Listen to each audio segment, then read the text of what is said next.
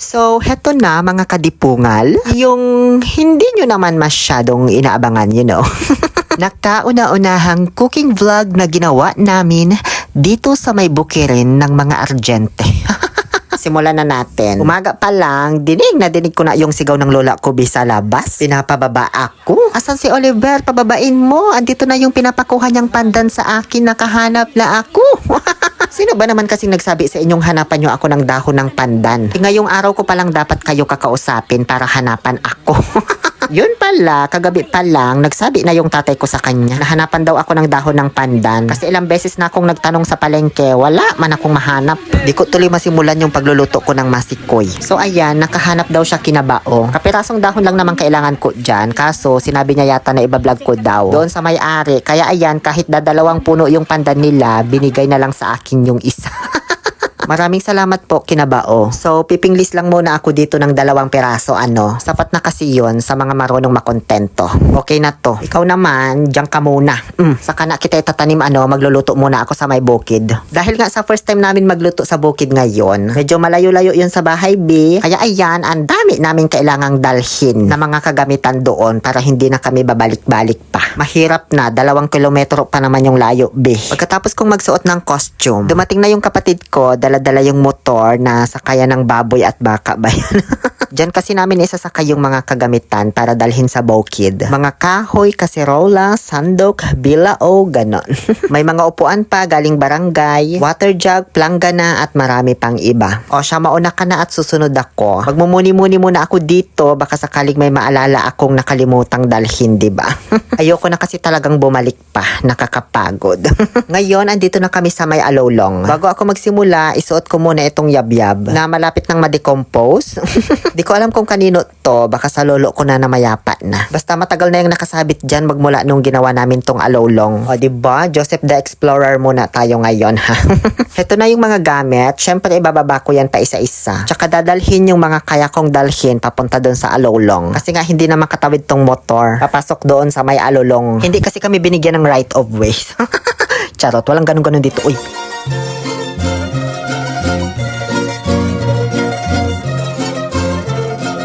Ayan, nakarating din. May mga naiwan pa ko doon na babalikan pero di ko na binidyohan. Nagsimula na nang gumawa yung tatay ko ng lutuan habang ako'y nagsiset up na ng lamesa at ng mga materyales na gagamitin. Di na kami nagdala ng bato, hollow block or tripod na lutuan. Kaya binutasan na lang ng tatay ko yung lupa sa may tabi ng tae ng kalabaw. Ayan, sino na naman tong nakaharang sa video ko? Sisindihan ko na at nang masimulan ko na ang pagsasanglil ng sesame street seeds. Ito kasi yung una kong ginagawa tuwing nagluluto ako ng masikoy ni Masikan Eloy. Nagtutusta na ako agad ng linga. Hindi pala ako nakapagdala ng angyob. Buti na lang at may isang buong kawayan pa dito. Yan na lang ginawa ko. Juminit na yung kawali kaya inilaglag ko na yung mga linga. Kasama yung mga tinga. Damihan nyo lang, wag nyo tipirin. Kasi yan yung magpapasarap sa masikoy ni Masikan Eloy. Mahirap magtusta kapag sa kahoy ka nagluluto kasi hindi matansya yung apoy. Kaya kailangan mong tutukan talaga. Nung malapit na siyang masunog, tinanggal ko na sa apoy. Okay na yan. Mas bet ko kasi pag medyo tostado yung sesame street, mas lumalabas yung bango. Ngayon, mag-aasol muna ako ng tubig dito sa may patubig ng kapatid ko para malagyan na tong kaserolya at nang mapakuluan na. Buti na nga lang at sumabay sa pagpapatubig niya ngayon yung pagluluto ko. Kaya may supply tayo ng malinis na tubig. Fresh na fresh mula sa subol. Actually, dapat purong gata yung pakukuluan natin dito. Yung pangalawang piga ba? Kaso isang gata lang ng niyog yung nabili ko. Walang-wala na kasi talaga ako, B. Kaya tubig na lang muna yung pakukuluan natin. Mamaya ko na ilagay yung kakarampot na gata salvahe. Ayan no, dinagdagan ko pa nga ng tubig. Gamit ang lumang container ng Boysen na pintura. Pintato sa aking puso, pag-ibig na tunay. Inigaba na kasi ng kapatid ko yung timba na painuman ng baka para di na ako pabalik-balik kumuha ng tubig. Habang inaantay yan na kumulo, sinimulan na namin ang pagtitipay. 1 kilong glutinous rice yan, kaya marami-rami. Marami kasi akong bisitang pupunta dito mamaya kapag luto na. Tansya lang yung tubig na ilalagay dyan hanggang sa makuha yung tamang constituency or consistency. Ganon. Constituents, di man ako tatakbo. Nasobrahan ko pala yung tubig na nailagay ko dyan, kaya medyo basa yung dough natin. Kaya pinaubaya ko na lang sa nanay ko yung pagbibilog-bilog kasi nawala na ako sa align. Pinabuksan ko na lang kay tatay itong nabili kong niyog na baog na pang salad para makayod ko na. Ilang beses na kasi akong nagluto ng masikoy sa Saudi, kaso hindi ko nalalagyan nito. Wala man kasing fresh na buko doon na yung malambot pa ha, puro pang gata lang. Kaya dito, susubukan natin lagyan para masubukan naman. Bali, first time ko lang din pala magluto ng masikoy dito sa Pinas. Sa Saudi ko na to natutuhang gawin. Kaya request nila dito sa amin na magluto ako nito. Matapos kong sikatin yung niyog na baog, ginumusta ko yung pinapakuluan ko kung kumukulo na ba. Nung kumukulo na, nilaglag ko na yung dahon ng pandan. Hayaan lang natin yung kumulo hanggang sa bumango ng bumango. Ano ba tong mga nakalutang? Uy, nalaglagan yata ng mga dayami. Mahangin man kasi. Pero normal lang yan kapag sa bukid ka nagluluto, no? Magtaka ka kung tornilyo ang humalo dyan. Inilagay ko na rin pala yung pangalawang piga ng gata salvahe. Pati na rin yung unang gata pala, sinabay ko na. At dahil sa puti na yung kulay niya, ay yan, mas lalo tuloy kita yung mga dayami. Tapos iniwan ko muna. Kasi nangungulit na yung kachat kong afam sa may Tinder. Kaya ayan, nakipagharutan muna ako. Hinayaan ko muna yung nanay ko dyan na magbilog-bilog. Kaya naman niya yan. Uy, you're so naughty, you know. Tapos di na siya nag-reply kasi sabi ko padalhan akong pera pambili ko ng drone. Mukha na ba akong pera pagka ganun, guys? Charot. So ayun, nag-voice over na lang ako kasi sayang yung oras. Nasayang din oras ko sa kanya, nanggigil ako. Medyo naawa ako ng slight sa nanay ko, kaya tinulungan ko na lang siya. Matutuyuan na rin kasi yung pinapakuluan natin sa kaserola, hindi pa siya tapos. Hindi pa namin tapos bilugin lahat, pero nagsimula na akong ilaglag itong mga first batch of housemates. Tapos para mabilis, sinabihan ko si nanay na lumapit na dito, tapos i-direct na niyang ihulog yung mga nabibilog-bilog niya ba? Para makahabol man, di ba? Tinanggal ko na rin pala yung dahon ng pandan dyan bago ko ilaglag yung mga binilog-bilog na glutinous rice flour. Kasi ayoko magkadikit-dikit siya doon sa malagkit. Pero pwede naman daw wag yun nang tanggalin para mas ma-maintain yung aroma. Pagkatapos naming bilugin lahat at ilaglag, pakukuluan na lang yan hanggang sa lumutang-lutang na silang lahat. Nakalimutan ko sabihin, nagtira pala ako ng kaunting glutinous rice flour tapos sinaluan ko ng tubig. Bali yan yung slurry, tama ba? Pampalapot kasi natin yan mamaya. Tapos dinikdik ko na yung tostadong sesame seeds pero hindi lahat dahil nakakapagod. Siguro nasa isang dakot lang yung dinikdik ko dyan para lang mas lumabas pa yung aroma niya. O siya, okay na to, nanggigigil ako ha. Nung kulong-kulo na, inilaglag ko na yung slurry natin. Para lumapot na siya, sinabayan ko na rin ng asukal di papa. Kutob lang yan, alam mo naman na siguro tumikim kung matabang or matamis, diba? Sa kanilagyan ko rin pala nung nabili kong sago sa palengke na nilaga na. Nagkatroma kasi ako nung nakaraan na nagbilo-bilo ako. Inabot ako ng hapon sa pagpapakulo ng sago na yan.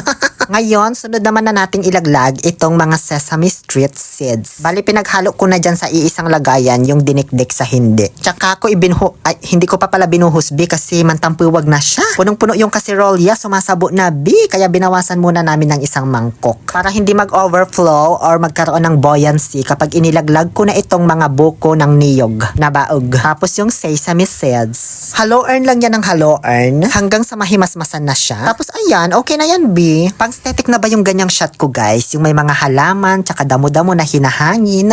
Tapos natatakpan ng konti yung niluluto natin. Pero ba't parang ang awkward sa akin, no? Halatang trying hard lang ba? Hindi pa namin ina-acquire yung masikoy ni Masikan Iloy, pero nauna na pong kumuha yung tatay ko. Alam nyo naman yan pagdating sa mga kakanin. At ito na po ang final and finished product. May kasama na rin yung cookies, ayun, no? Masarap ba? Itsura pa lang, no? Amoy tain ng kalabaw na. Habang inaantay ko dumating yung mga bisita na mga impakta, hinugasan ko na muna yung mga pinaglutuan dito sa may drum na sinisisid ko noong bata pa ako. Halata mo na kapag naglalaro, pero bakit parang lahat ay nalilito? Drum na may tubig ang sinisisi, naglalakihang mga braso. Inayos ko na rin yung lamesa na kakainan ng ating mga bisitang parating. Mga jupuan, mangkok at mga kubyertos na gagamitin nila. Sasayaw sana ako dyan, bigla akong nakita nung nanay ko. Nauna na akong kumain kasi ang tagal man nilang dumating. Nagutom na ako, Ano ba itong nasa upuan na to? Para saan ba? May silbi ka ba sa mundo? Parang hindi naman to nababagay sa bukid. Diyan ka na. Habang ang sarap-sarap ng kain ko dyan, bigla man akong napalingon kasi merong nagsisisigaw sa may di kalayuan. Yung pamangkin ko pala, ayun kasama na yung lola ko. Tapos mayat maya dumating na rin yung mga pinsan ko, sina Mike Ronel. O siya, kain na kayo dyan? Isa ito sa mga paboritong kakanin ni Sam, kaya marami daw siyang nakain. Si lola ko naman, kumuha lang daw siya ng 4 na tipay. Ganyan kasi talaga yung mga lola, bibilang na bilang kapag kumakain sila. Ang dami naman yung niluto ko. Di lang nila damihan. Tapos ayan, kumuha na rin si Mike Ronel. Thank you for coming over. You can leave now. Pagkatapos namin kumain, ayan, pack up na po kaming lahat. Magtatakip silim na rin kasi. Ikaw na pala magbitbit ng mga ito, ha? 2 tumbler lang naman yan. Tapos mga plato, kaldero, sandok. Tapos yung natirang kalahating kilong asukal. Kayang-kaya mo na yan, diba? 83 ka pa lang naman eh. O diba, di sila nahirapan magbuhat. Hanggang bahay na yun, bi. Charis, nakamotor man sila, oy. Binitbit lang hanggang doon sa bungad, So, yun lamang po. Maraming salamat sa panunood. Surrender ko na itong yab-yab na nade-decompose na. Bili na lang ako bago nito kapag nagawi sa public market. Para may magamit ako dito na maganda-ganda. Muli, ito po ang inyong Happy Pill Oliver Castro na nagsasabing, no to toxicity. Let's make a people happy. Itinanim ko pala yung pandan kinabukasan. Ayan, Sana mabuhay ka, humayo kayo't magpakarami.